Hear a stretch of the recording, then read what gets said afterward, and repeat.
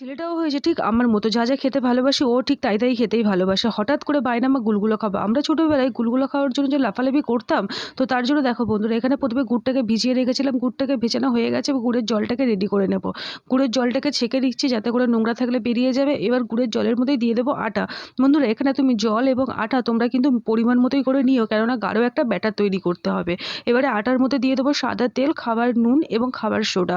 দিয়ে খুব ভালো করে এরকম গাঢ় একটা ব্যাটার তৈরি করে এটাকে ঢাকা দিয়ে রাখবো, যেহেতু সব রকম আছে খুব ভালো করে মিশে যাবে। এবার তারপরে ডুবো তেলে ভেজে নিলেই কিন্তু আজকের গুলগুলা রেডি। লো টু মিডিয়াম ফ্লেমে রেখে কড়া করে ভাজতে হবে, যেহেতু খাবার সোডা দেওয়া হয়েছে সেই জন্য ভিতরটা নরম এবং বাইরেটা কিন্তু মচমচে হয়ে খেতে হয়, আর ব্রাউন করে ভেজে নিতে হবে।